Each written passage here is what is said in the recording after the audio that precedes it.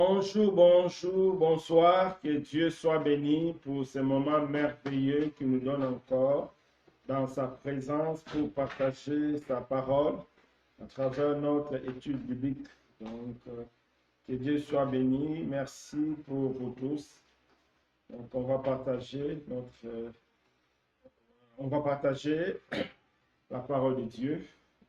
Donc, un petit moment, on attend que les frères distribuent les liens et les gens qui me suivent à distance. Distribuer les liens.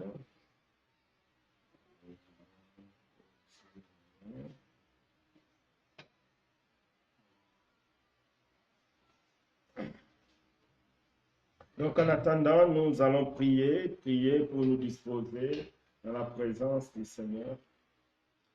Éternel Dieu des armées, merci pour ta grâce, merci pour ton amour. Merci parce qu'à travers ces moments, oh Dieu, tu nous parles. À travers ces moments, oh Dieu, tu t'es choisi pour nous guider, pour nous conduire, pour nous montrer qu'est-ce qu'il nous faut dans notre marche chrétienne, qu'est-ce qu'il nous faut dans notre foi en Christ. Merci de se saisir de ce moment pour déposer quelque chose, pour déposer ta richesse en nous. Nous avons besoin de toi, notre Dieu. Nous avons besoin de toi, notre roi. Manifeste-toi, Seigneur. Manifeste-toi, notre Dieu. Enlève tout ce qui est la parole humaine. Enlève tout ce qui est la pensée humaine. Enlève tout ce que l'homme a préparé. Mais laisse que ta parole, laisse que ta vie, rien que ta vie, pas autre chose que ta vie. Merci de nous parler. Merci de nous communiquer ta vie. Merci de nous communiquer ta pensée au nom puissant de Jésus-Christ. Amen. Donc, merci, mes bien-aimés. Merci, que Dieu soit béni. On va commencer notre moment d'édification un instant. Ce moment d'édification.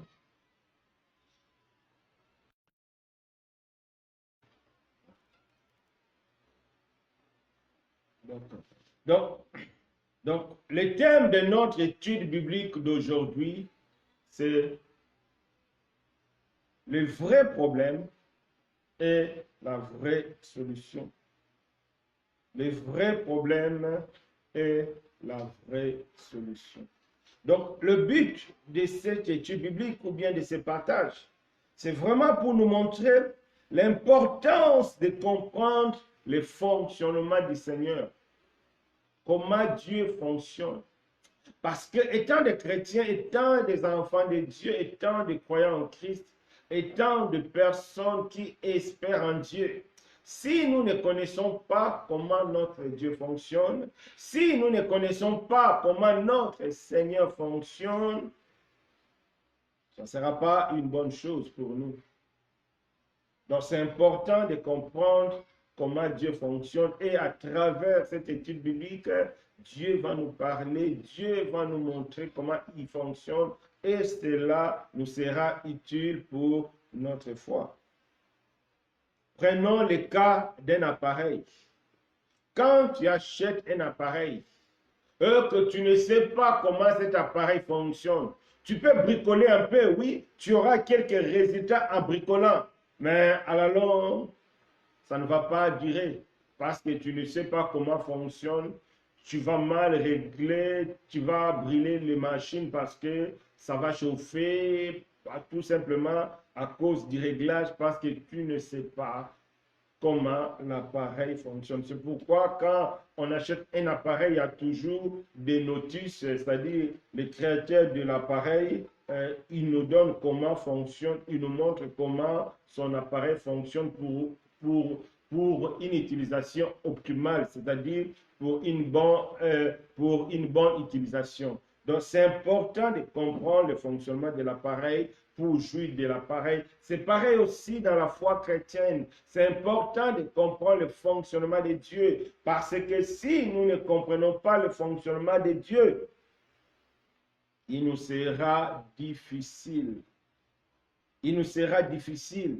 Donc nous courons beaucoup de risques et le risque est énorme si nous ne connaissons pas le fonctionnement de Dieu. Le premier risque, nous risquerons de passer à côté de ce que Dieu a prévu pour nous parce que nous ne connaissons pas comment Dieu fonctionne. Parce que nous ne maîtrisons pas le fonctionnement de Dieu, il y a vraiment un risque de passer à côté de ce que Dieu a prévu pour nous. Parce que nous ne connaissons pas le fonctionnement de Dieu, il y a vraiment un risque de chasser la gloire de Dieu en nous. Malheureusement, beaucoup de personnes chassent la gloire de Dieu parce qu'on ne connaît pas comment Dieu fonctionne, parce qu'on ne comprend rien. Par nos agissements, par notre façon de faire, nous risquerons vraiment de chasser la gloire de Dieu en nous. Et si la gloire de Dieu nous quitte, nous devenons comme des païens, c'est-à-dire destinés à la colère de Dieu. C'est pourquoi c'est vraiment important, mes bien-aimés, de savoir le fonctionnement de Dieu, de savoir comment Dieu fonctionne.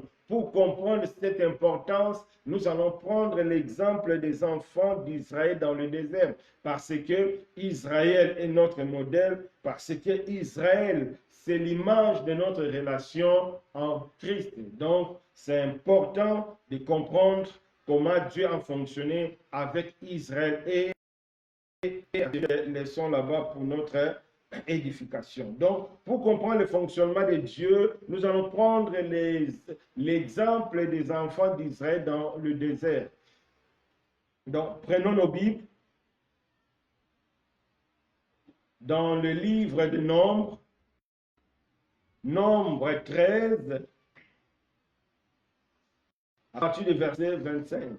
Ici, c'est l'histoire des enfants d'Israël quand Moïse avait envoyé les 12 espions pour aller explorer la terre promise. Une fois ils sont partis, ils ont exploré. Maintenant, à leur retour, ils ont fait les rapports. Maintenant, nous allons comprendre comment les 12 espions ont fait les rapports. Donc, on va comprendre cela à partir du livre des Nombres, Nombre 13, à partir du verset 25. Ils firent des retours de l'exploration du pays au bout de 40 jours. À leur arrivée, ils se rendirent auprès de Moïse et Aaron et de toute l'assemblée des enfants d'Israël à Kadès dans le désert des Parans. Ils leur firent un rapport, ainsi qu'à toute l'assemblée. Ils leur montrèrent le fruit du pays.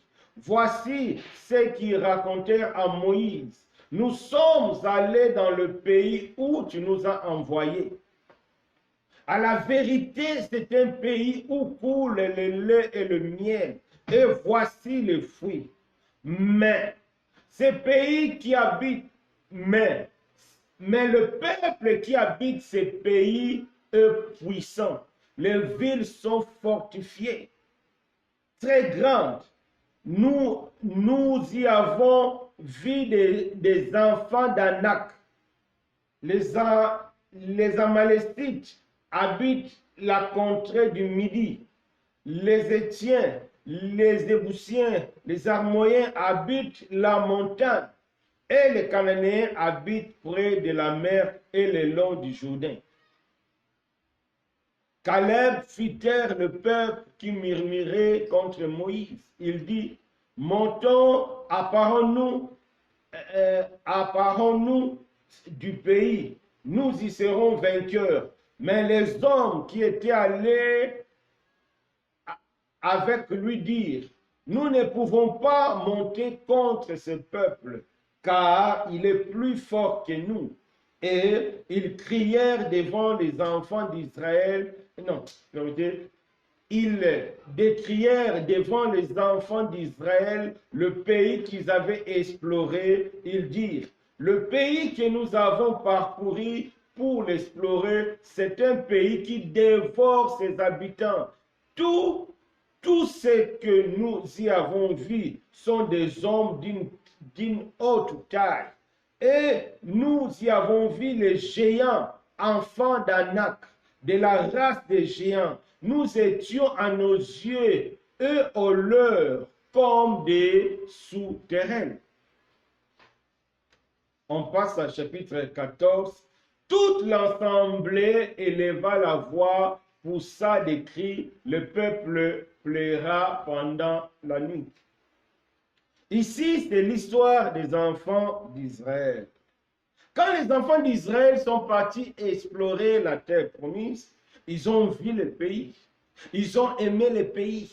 Ils ont trouvé que oui, c'était vraiment le pays où coule le lait et le miel. Ils ont même pris quelques fruits du pays pour montrer aux enfants, au reste qui était resté avec Moïse, pour leur montrer que non, c'est vraiment un pays là où coule le lait et le miel.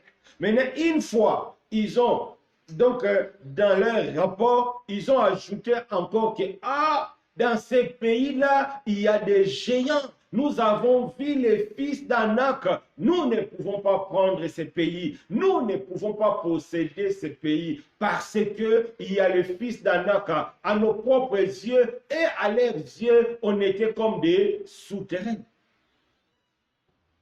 Les 10 espions ont dit aux enfants d'Israël que dans ces pays-là, il y avait les fils d'Anak, il y avait des géants et que l'Israël n'avait pas le moyen et que l'Israël n'avait pas la force de prendre le pays, n'avait pas la force d'arracher le pays. Et cela a créé les troubles au camp des enfants d'Israël. La Bible nous dit que le peuple ont crié, le peuple ont pleuré toute la nuit. Parce que les espions leur ont dit que dans ces pays-là, il y avait les fils d'Anaka. Dans ces pays-là, il y avait le géant. Et cela a créé le désordre. Ils ont murmuré contre Dieu et Dieu aussi était fâché. Dieu a dit, parce que vous avez murmuré, parce que vous ne voulez pas croire à moi, c'est fini, vous n'allez plus entrer. C'est là où Israël avait mis fin de son aventure au désert. Dieu a décidé qu'il n'allait plus entrer dans le désert. Pourquoi? Parce qu'ils ont murmuré, parce qu'ils ont dit qu'ils ne peuvent pas posséder ces pays à cause des géants, à cause des fils d'Anak. Alors, donc, en prenant cette histoire, nous allons comprendre que, aux yeux des hommes, pourquoi Israël n'a pas possédé le pays? Pourquoi les 10 espions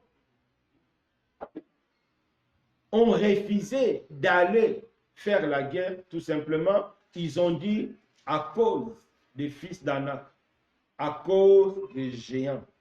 Mais si on veut bien sonder les Écritures, nous allons comprendre que ce n'est pas à cause des géants. Ce n'est pas les géants qui étaient le vrai problème. Si Israël a raté la terre promise, ce n'est pas à cause des géants. Les géants n'étaient pas le vrai problème des enfants d'Israël. Mais le vrai problème des enfants d'Israël, c'était leur manque de foi. Les enfants d'Israël face aux géants, ils ont manqué la foi. Les enfants d'Israël face aux géants, ils ont oublié tout ce que Dieu a fait avec eux dans le chemin. Tout ce que Dieu a fait avec eux dans le désert. C'est ça. Le vrai problème n'était pas les géants. Les géants n'étaient que l'obstacle qui était là devant. Mais le vrai problème des enfants d'Israël était leur manque de foi. Mes bien-aimés, si nous ne savons pas discerner les vrais problèmes, nous n'aurons pas aussi la vraie solution. Les 10 espions, et ils ont pensé que leur problème, c'était les géants. Parce qu'ils ont dit, nous avons vu les géants, il nous sera impossible de posséder ce pays à cause des géants. Mais en réalité, ce n'est pas les géants qui étaient un problème pour l'Israël. Mais le problème d'Israël, c'était leur manque de foi. Donc, cet exemple nous montre que si on veut se fier à tout ce qui est autour de nous, nous risquerons de discerner un faux problème. Parce qu'on va discerner un faux problème, on va aussi chercher des fausses solutions. On va aussi chercher des fausses réponses. Parce que le problème n'est pas vrai. Ce n'est pas les géants qui étaient un problème, mais c'était leur manque de foi. Mais pourquoi Israël a manqué la foi face aux géants? Tout simplement parce qu'Israël n'a pas vraiment compris le fonctionnement de Dieu. Parce que si Israël avait compris le fonctionnement de Dieu, il n'allait pas manquer la foi. Comment Dieu fonctionne?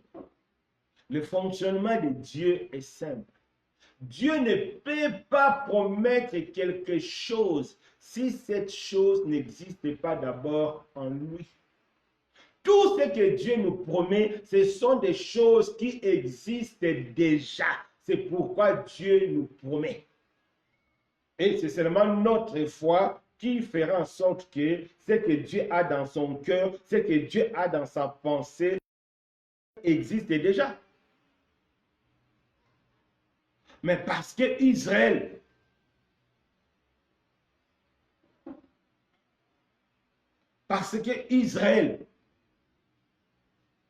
ne savait pas que la terre existait déjà. C'est pourquoi les 12 espions n'ont pas eu la force, n'ont pas eu la conviction d'aller. Parce que pour eux, c'est les géants qui étaient là. Je ne sais pas si vous me suivez, mes bien-aimés. Pourquoi les 10 espions n'ont pas eu la force? Parce que eux, ils voyaient les géants. Eux, ils pensaient que parce qu'il y a les géants là-bas, Dieu était incapable de leur donner la victoire face aux géants.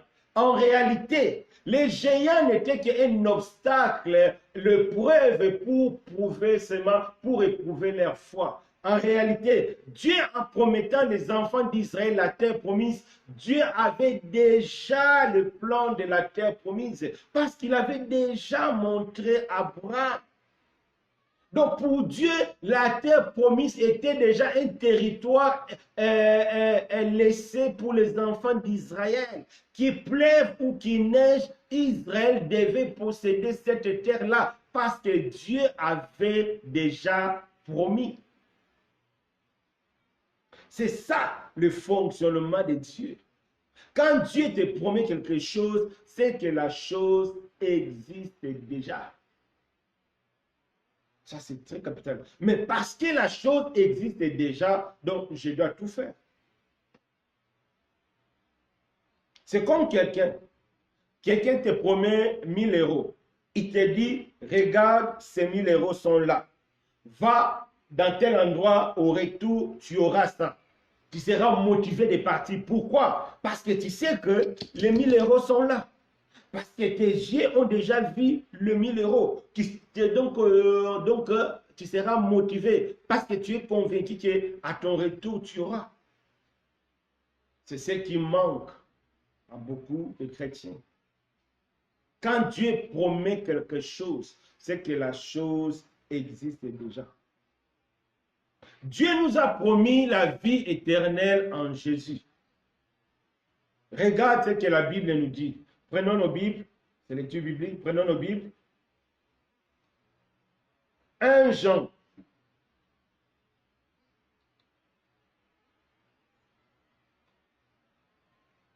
1 Jean 5. 1 Jean 5, verset 11. 1 Jean 5, verset 11. Écoutons ce que la Bible nous dit. Et voici ce témoignage. C'est que Dieu nous a donné la vie éternelle. Et cette vie est dans son Fils. Donc Dieu nous a promis la vie éternelle. Dieu nous a donné la vie éternelle. cette vie est à son Fils. C'est-à-dire, Dieu, en promettant aux hommes la vie éternelle, Dieu savait que la vie éternelle est à son Fils. C'est pourquoi Dieu a envoyé Jésus tout simplement pour matérialiser sa promesse, pour rendre cette promesse accessible, la promesse de la vie éternelle. Donc Dieu ne peut pas nous promettre quelque chose sans que cette chose-là existe déjà. Dieu avait appelé Joseph à être élevé.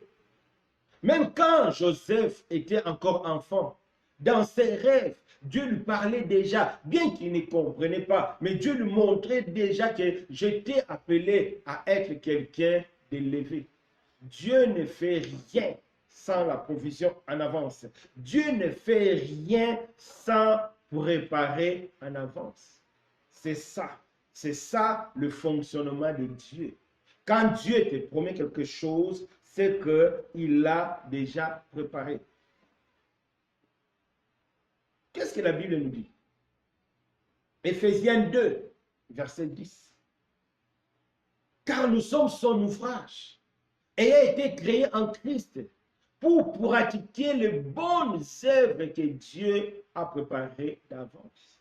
C'est-à-dire, la vie de sanctification que toi tu trouves difficile, la vie d'obéissance que toi tu trouves difficile, la vie de prière que toi tu trouves difficile, la vie de méditation que toi tu trouves difficile, être lumière du monde que toi tu trouves difficile, être un modèle que toi tu trouves difficile, c'est des choses que Dieu a déjà préparées d'avance. C'est des choses que Dieu a déjà fait d'avance. C'est à toi seulement d'accéder par la foi en Christ pour le mettre en pratique. Si tu n'arrives pas à être modèle selon la Bible, si tu n'arrives pas à être lumière selon la Bible, c'est que ta foi n'est pas encore au beau fixe en Christ. Parce que la Bible dit, j'ai pris tout par celui qui me fortifie. Celui qui est en Christ peut tout, parce que Christ le fortifiait, parce que Christ le donnait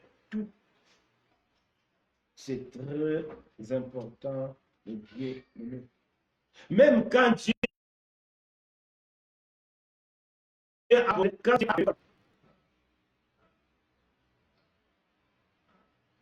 Ananias a dit, c'est Dieu a dit d'habiller pour Paul.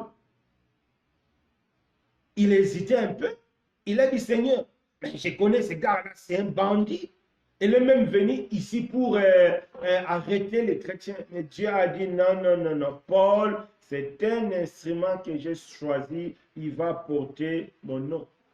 Et la vie de Paul montre qu'effectivement, ce que Dieu avait préparé d'avance, c'est ce qui s'accomplit dans la vie de Paul.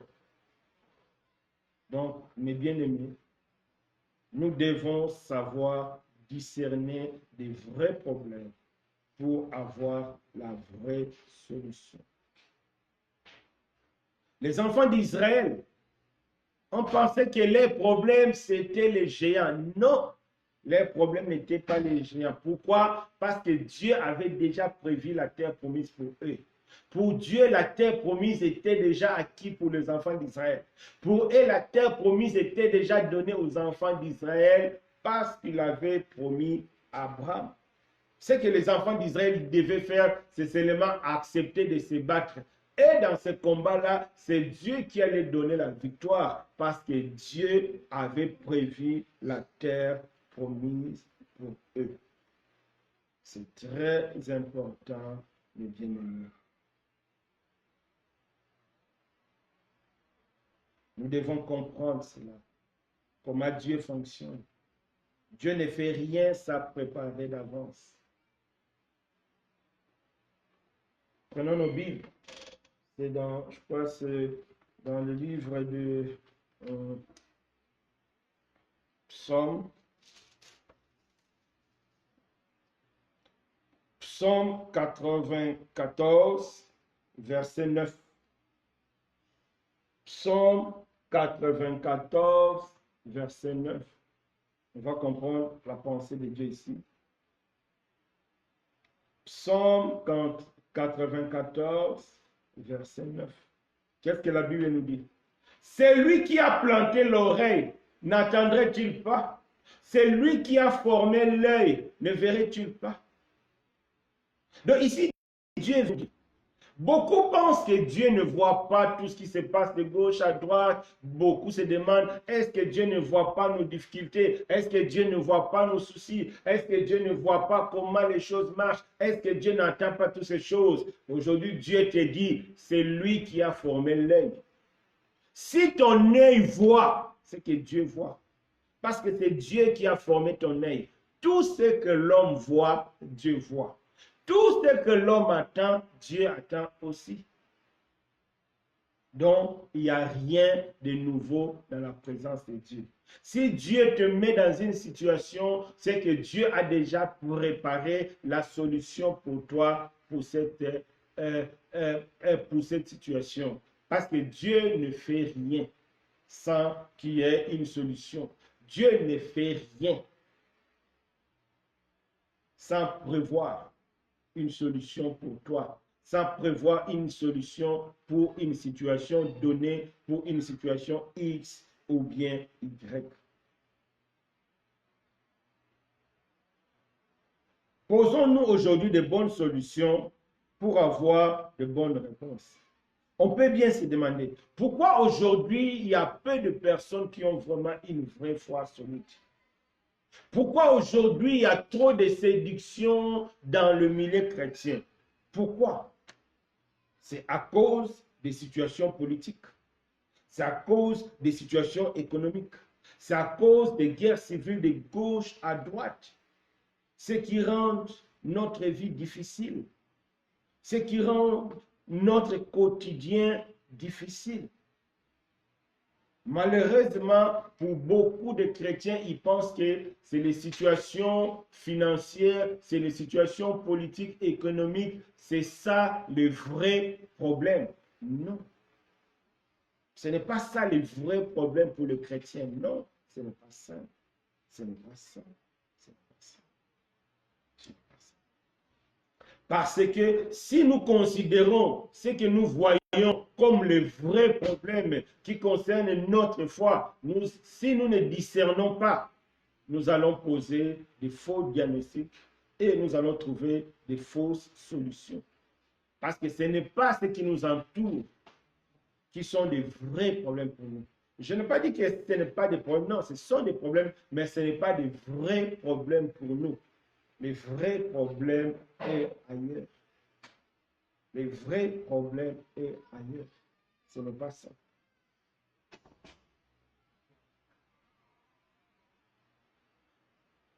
De guerre, situation économique, situation politique. Ce sont des problèmes, mais ce n'est pas des vrais problèmes pour la foi chrétienne. Non. Ce n'est pas des vrais problèmes pour la foi chrétienne. Non, non, non, non, non. Non, non, non, non. C'est vrai. Pour d'autres personnes vont dire que oui, aujourd'hui, beaucoup de nos frères et sœurs, ils vivent dans le péché, ils vivent dans des compromissions à cause de ces situations politiques, de guerre qui nous entourent de gauche à droite. Pourquoi? Tout simplement parce qu'ils ignorent le fonctionnement de Dieu. Étant chrétien, Dieu a préparé des choses que nous devons mettre en pratique. Étant chrétien, Dieu a préparé de bonnes choses pour nous. Donc nous ne pouvons pas, c'est-à-dire gâcher notre vie, vivre dans la compromission à cause de la situation qui nous entoure. Prenons nos Bibles. Les livres d'Exode. On va comprendre les enfants d'Israël comme un exemple. C'est eux qui sont notre exemple. Livre d'Exode. Exode 14.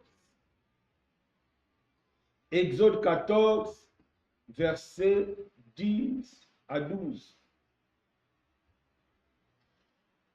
Exode 14, versets 10 à 12. Ici, quand les enfants d'Israël ont quitté l'Égypte, quand ils prenaient la route vers la terre promise, Regardons ce qui s'est passé en cours de route. Ça va bien nous enseigner. Donc, en quittant la terre, l'Égypte, ils étaient avancés près de la mer. Et là, Pharaon s'est réveillé. Il a compris que Israël était déjà parti. Pharaon a changé de pensée. Il dit non, je vais encore rattraper Israël. Alors Pharaon a pris son armée à la poursuite des enfants d'Israël pour les arrêter encore de nouveau. Verset 10, Exode 14, verset 10, la Bible nous dit, Pharaon approchait. Les enfants d'Israël levèrent les yeux et voici les Égyptiens qui étaient en marche derrière eux. Les enfants d'Israël eurent une grande frayeur et crièrent à l'Éternel. Ils dirent à Moïse, y avait-il pas des sépulcres en Égypte sans qu'il fût besoin de nous mener mourir au désert? Que nous as-tu fait en nous faisant sortir d'Égypte? N'est-ce pas là ce que nous te disons en Égypte? Laissez-nous servir les Égyptiens, car nous aimons mieux servir les Égyptiens que mourir au désert. Donc ici, les enfants d'Israël, quand ils sont sortis de l'Égypte, Pharaon les poursuivait. Quand ils ont élevé les yeux, ils ont vu l'armée de Pharaon venir, tout en sachant que devant eux, ils avaient la mer. Devant Israël, il y avait la mer. Derrière Israël, il y avait Pharaon et son armée. Israël était coincé au milieu.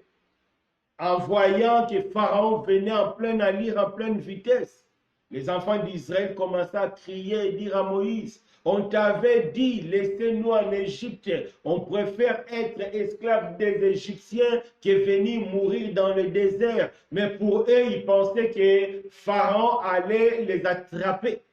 C'est pourquoi ils ont crié. Et Dieu même était énervé. Dieu a demandé à Moïse, mais pourquoi les enfants d'Israël crient? Dis-les de marcher. Alors, examinons de près ce texte. Pourquoi Israël a crié? Est-ce que parce que Pharaon était derrière? Ou bien parce que la mer était devant? Si on veut bien analyser ce texte, nous allons comprendre que ce n'est pas Pharaon qui était le problème pour les enfants d'Israël. Ce n'est pas la mer qui était le problème pour les enfants d'Israël.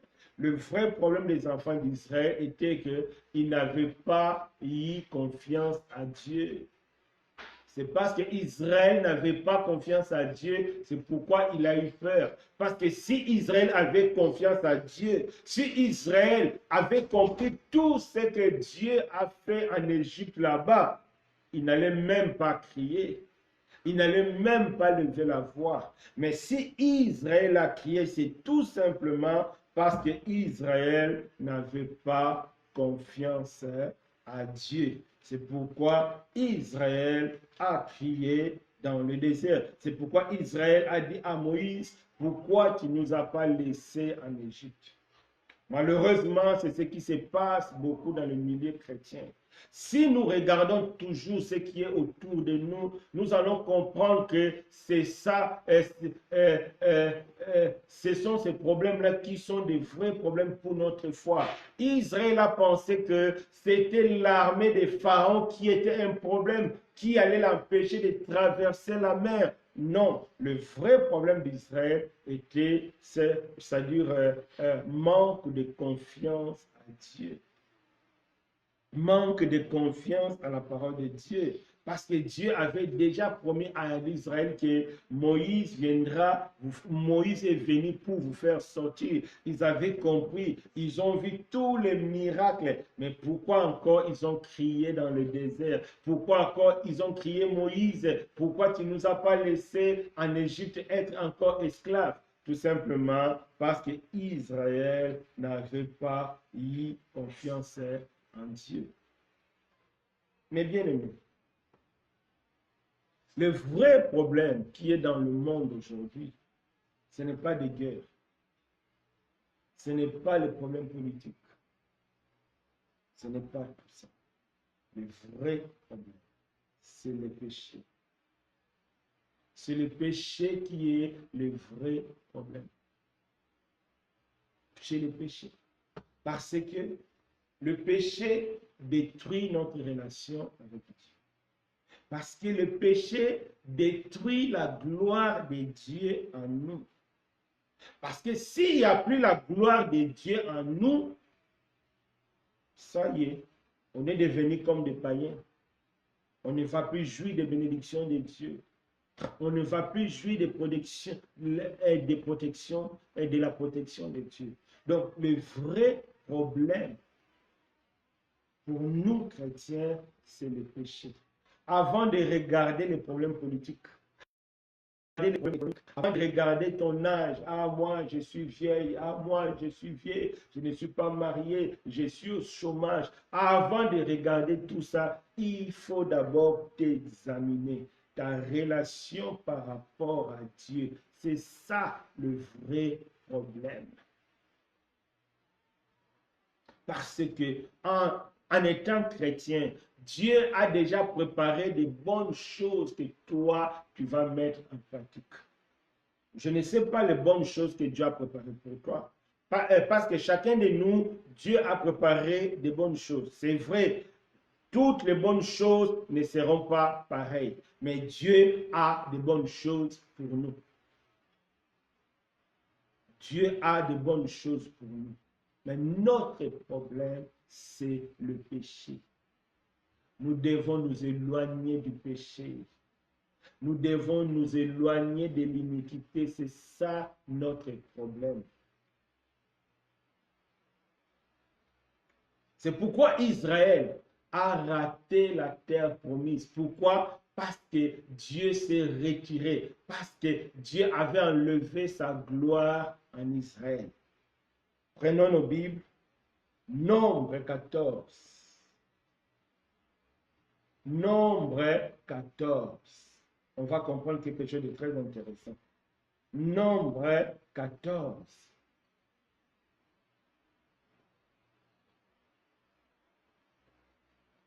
Nombre 14.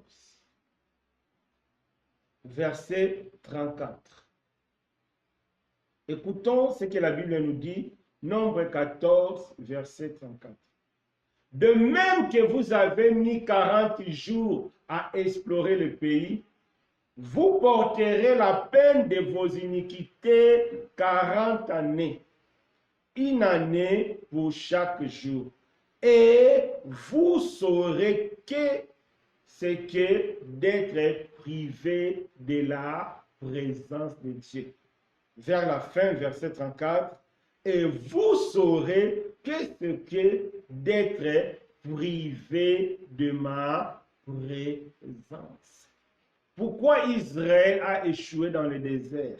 Pourquoi les enfants d'Israël sont dans le désert sans que Dieu avait prévu pour eux? Tout simplement parce que Dieu s'est retiré, parce qu'ils étaient privés de la présence de Dieu, à cause de la désobéissance, à cause de leur manque de foi. Ils ont désobéi à l'ordre de Dieu de posséder la terre promise, en refusant, donc en ayant peur des enfants d'Israël, non, des fils d'Anaka. Israël avait refusé l'ordre de Dieu de posséder la terre promise. Donc Israël avait péché. Parce que Israël a péché, qu'est-ce que la Bible dit? Dieu s'est retiré. Dieu a enlevé sa présence. Or, c'est la présence de Dieu qui donnait à Israël la force. C'est la présence de Dieu qui donnait à Israël la capacité de posséder. Parce que Dieu a enlevé sa présence, il a dit, maintenant vous allez mourir.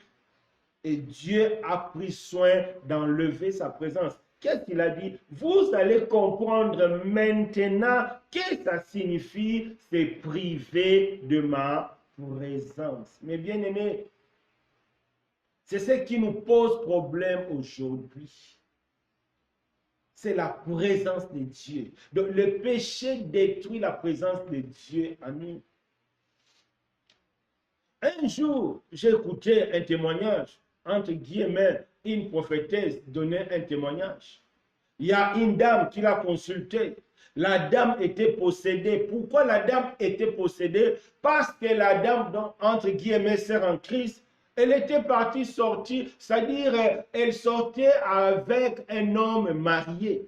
Et la femme de ce monsieur a fait le fétiche et cette chrétienne-là, entre guillemets, chrétienne, était envoûtée. Alors, elle était partie consulter, entre guillemets, alors, la prophétesse aussi, au lieu de condamner d'abord ce que la dame a fait, non, la prophétesse prie, non, l'esprit de la dame là sera chassé. Mais comment tu vas chasser l'esprit de la dame?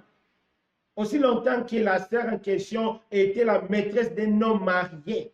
La Bible dit la malédiction sans cause n'a pas d'effet. Quand tu as une cause, la malédiction peut te toucher. Même si tu parles en langue, même si tu prophétises, même si tu craches le feu dans le Seigneur. Si tu es dans le péché, le malheur te touchera. Tout simplement parce que le péché enlève la gloire de Dieu. C'est pourquoi Israël a raté la terre promise. Parce qu'il était dans le péché, parce qu'il a péché. Le Seigneur a dit, vous allez comprendre maintenant, vous allez porter les conséquences de vos péchés.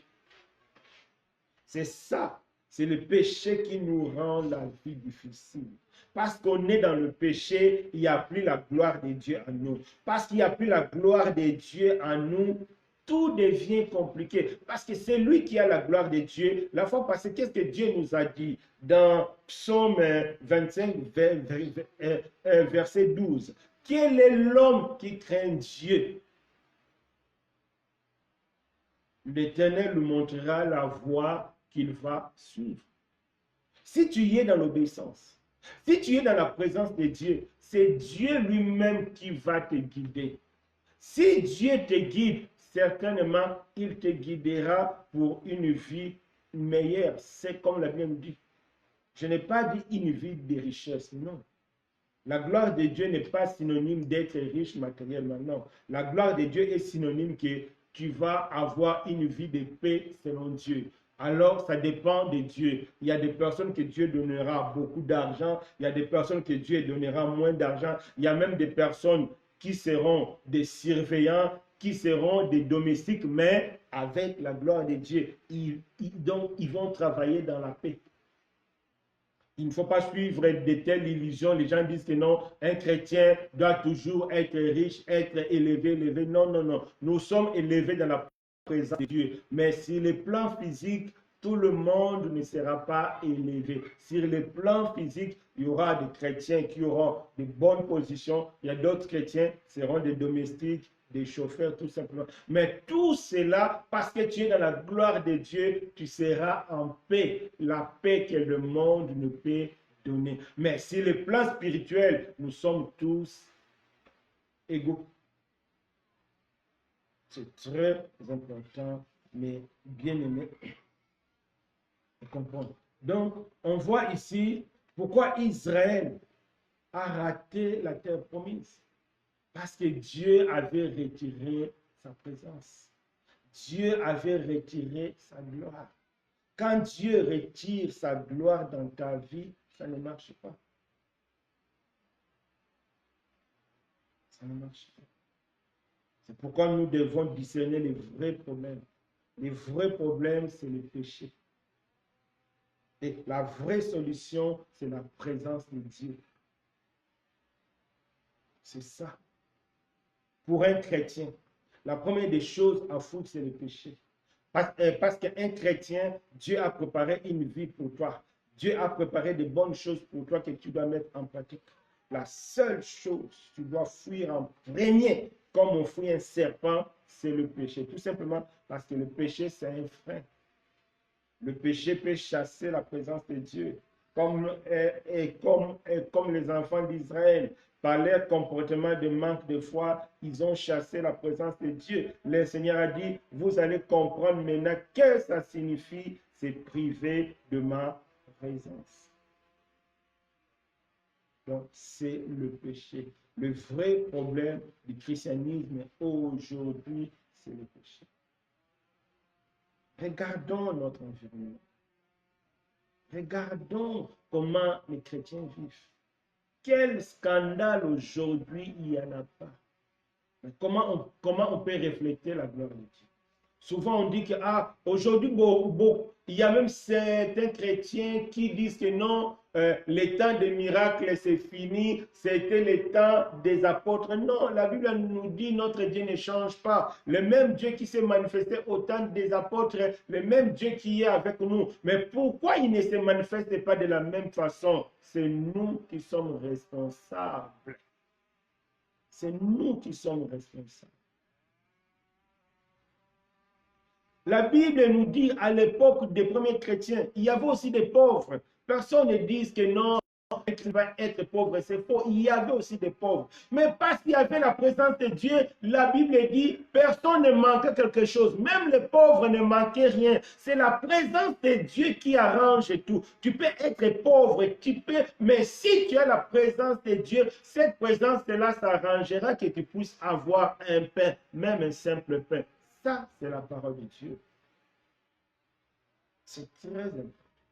Fuyons le péché. Cherchons la présence de Dieu.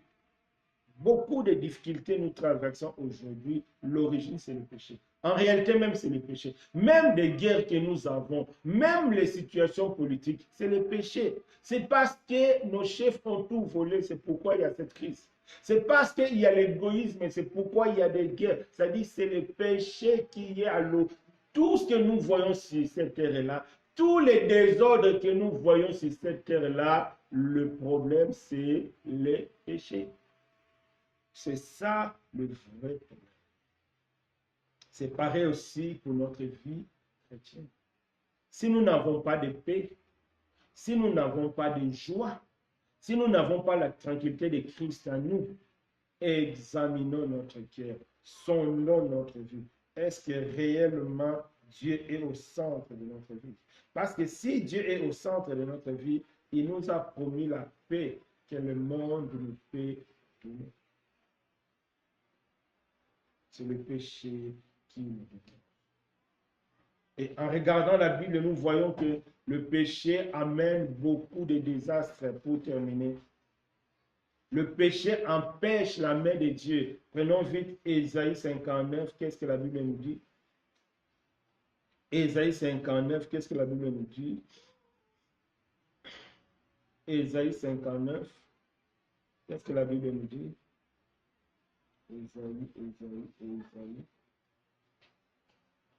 Ésaïe 59. Non. Ésaïe 59, verset 1 à 2. Non. La main de l'Éternel n'est pas courte pour sauver, ni ses oreilles dures pour entendre. Mais ce sont vos crimes qui mettent une séparation entre vous et votre Dieu. Ce sont vos péchés qui vous cachent sa face et l'empêchent de vous écouter. Des fois, nous crions, des fois, nous pleurons. Pourquoi Dieu ne nous écoute pas? Pourquoi? Est-ce qu'on a déjà pris le temps d'examiner?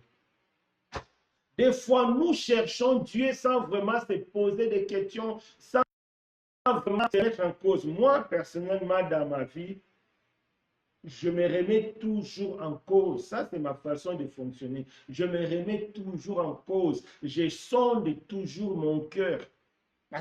Parce que je sais que c'est le péché qui est un obstacle à notre vie. Il faut toujours se remettre en cause. Il faut toujours voir. Des fois, nous passons tout notre temps à chercher des solutions pour des problèmes visibles. Mais on oublie que ces problèmes, la plupart des problèmes visibles que nous avons, c'est dû au péché qu'on a commis.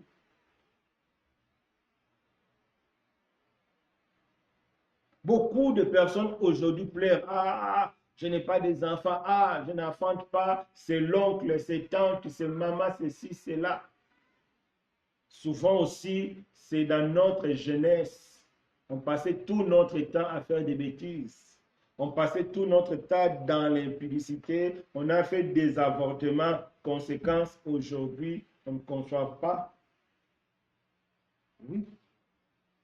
Oui.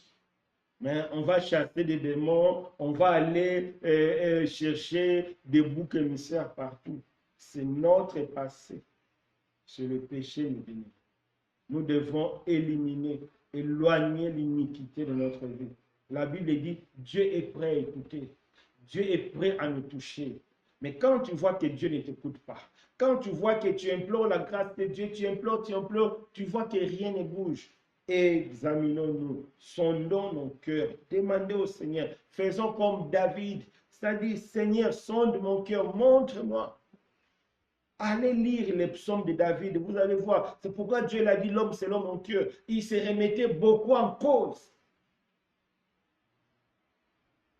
C'est très important. J'ai toujours dit à certaines personnes, dormir avec une femme qui n'est pas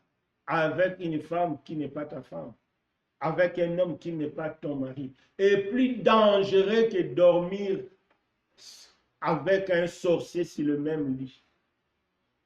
Je parle sur le plan spirituel.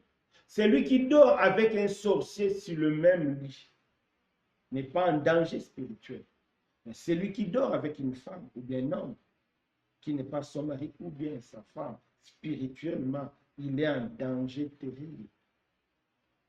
Parce qu'il ouvre la porte à sa vie. Parce qu'il constitue lui-même un obstacle à ses prières, un obstacle à sa destinée, un obstacle à ce que Dieu a prévu pour lui. Parce que le péché enlève la gloire de Dieu. Parce que le péché empêche Dieu de nous voir, empêche Dieu d'agir. Prenons nos Bibles. Jean 8, verset 35. Jean 8, verset 35.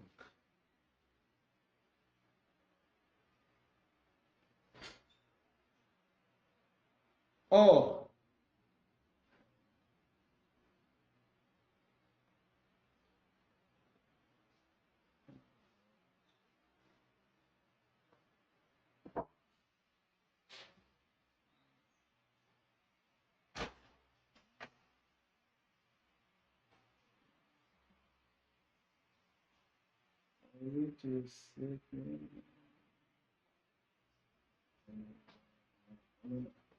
là, j'ai pris un autre verset, un instant, un instant, c'est pas ça.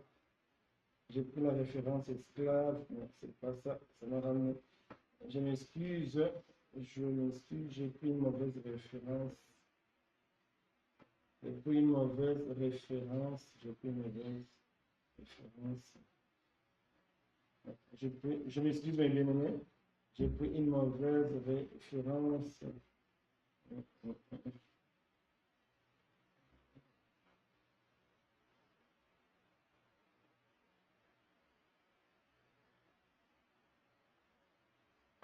Pas 35, c'est 34.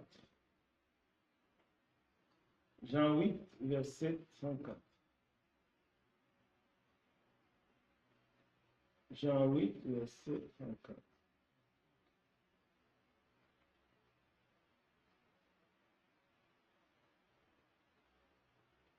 En vérité, Jean 8, verset 34, pas 35. En vérité, je vous l'ai dit,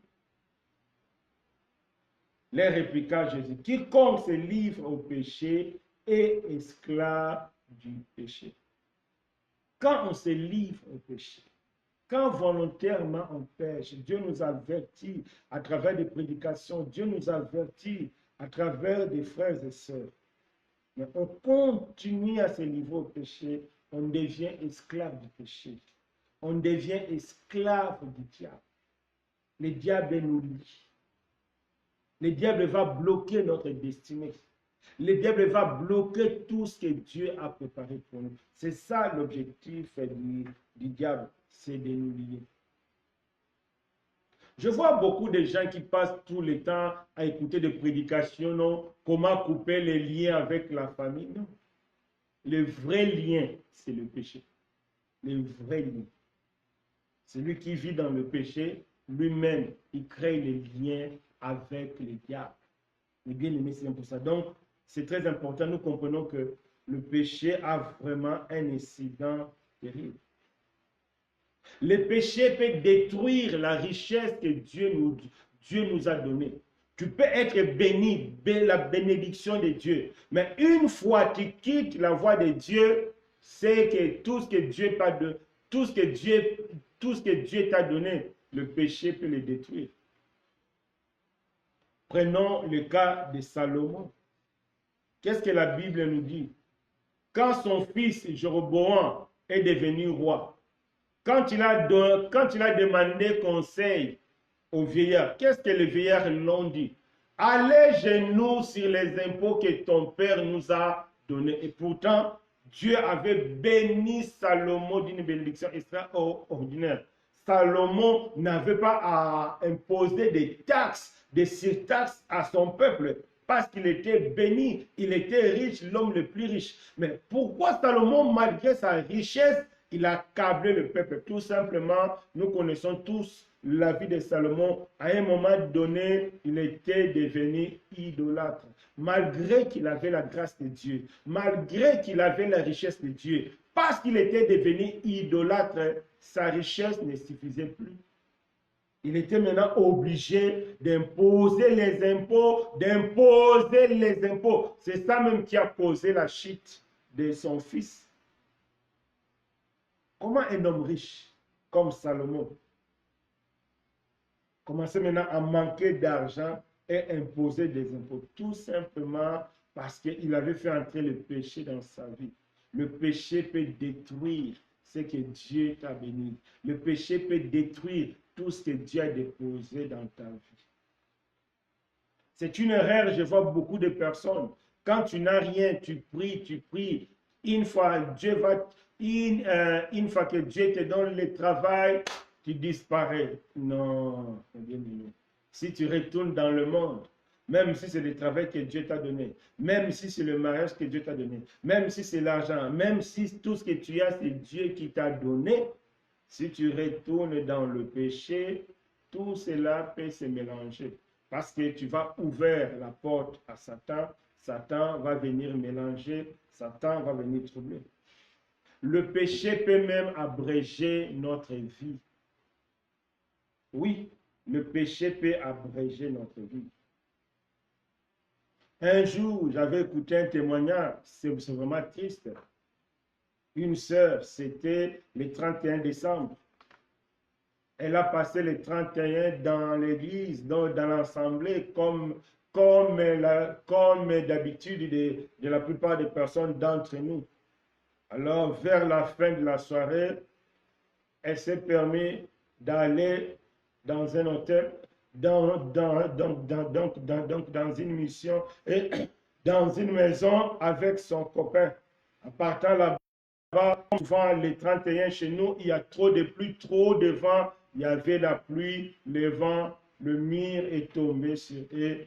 Elle est morte sur le lit de fornication. Et pourtant, elle était à l'église, elle a prié toute la nuit. Le péché peut abréger notre vie. Il y a un cas palpable dans la Bible, un cas pratique. Ananias et Saphira, ils ont abrégé leur vie à cause du péché. Combien n'ont pas abrégé leur vie à cause des avortements, des vols, tout ça? Le péché peut abréger notre vie. C'est ça le vrai problème. Et la vraie solution, c'est la présence de Dieu. La présence de Dieu allongera notre vie. La présence de Dieu gardera nos biens, gardera nos familles, gardera tout ce que Dieu nous donnera. La présence, le péché peut nuire à notre image. On se rappelle encore de l'histoire des frères dans le livre des Corinthiens, les frères qui sortaient avec la femme de son père. Quelle image, quelle image. Ça gâtait son image. Combien d'entre nous, les péchés n'ont pas gâté leur image? Regardons tout ce qui se passe sur Internet. Comment le péché a gâté l'image de beaucoup de serviteurs de Dieu, de beaucoup des enfants de Dieu, de beaucoup de sœurs. Comment le péché n'a pas gâté leur image? on devient enceinte avant les temps, on devient père avant les temps. Cela peut nous gâter. Peut-être ça a choqué certaines personnes qui ont eu des enfants avant. Oui, c'est mal, c'est un péché. Mais il y a une bonne nouvelle pour toi. Viens en Jésus, viens en Dieu. C'est Dieu qui répare, c'est Dieu qui restaure, c'est Dieu qui donne une nouvelle jeunesse. Ne reste pas là. Si tu restes là, ça va gâter ta vie. Si tu restes là, ça peut te créer des soucis. Viens en Jésus, tu auras une nouvelle jeunesse. Viens en Jésus, il efface tout, il pardonne tout, il va te donner une nouvelle opportunité. Donc, le péché crée beaucoup de dégâts. Beaucoup de difficultés que les enfants de Dieu traversent, l'origine souvent, c'est le péché. Mais on ne voit pas le péché, on essaie toujours de donner raison, des boucs émissaires, c'est ceci, vous voyez, c'est la jeunesse, mais tu comprends, dans ces temps-là, on ne peut pas vivre sans mentir, on ne peut pas vivre sans frauder. Non, non, non, non, non. Si la gloire de Dieu est avec toi, si la présence de Dieu est avec toi, tu auras la capacité de vaincre les géants. Tu auras la capacité de vaincre les fils d'Anak. Les fils d'Anak, les géants, représentent toutes les difficultés que nous pouvons rencontrer dans la vie quotidienne. Ayons foi en Dieu. Le vrai problème, c'est le péché. La vraie solution, c'est la présence de Dieu. La vraie solution, c'est Jésus. Nous devons avoir Jésus dans notre vie. Nous devons naître de nouveau pour que Jésus entre. Comme j'ai dit le dimanche, il y a beaucoup de personnes qui fréquentent les assemblées, mais ils ne sont pas encore nés de nouveau. Certains ne savent même pas c'est quoi la nouvelle naissance. Non, allez faire des recherches. Il faut naître de nouveau pour devenir un vrai chrétien. Il faut naître de nouveau pour avoir la gloire de Dieu. Donc le vrai problème dans cette vie, le vrai problème pour un chrétien, c'est le péché. Mais la vraie solution, c'est la gloire de Dieu, c'est Jésus, la solution à toutes choses. Si tu es conscient que le péché a gâté ta vie, si tu es conscient que tu te retrouves dans les difficultés à cause du péché, prends la décision de faire marche en arrière. Prends la décision de te repentir. Retourne à Dieu, il est prêt à t'accueillir. Retourne à Dieu, il est prêt à te donner une nouvelle jeunesse. Ne reste pas là en train de pleurer. Ne reste pas là en train de chercher des raisons de gauche à droite. Non, viens en Jésus. C'est lui la solution. C'est lui la vraie solution. La présence de Dieu. La Bible dit, il est, c'est-à-dire l'image de ce Dieu invisible, c'est Jésus. C'est en Jésus qu'il y a la plénitude de Dieu. Que Dieu nous fasse grâce. Enlevons l'iniquité, enlevons le péché et cherchons la grâce de Dieu. Amen. Je ne sais pas s'il y a des questions.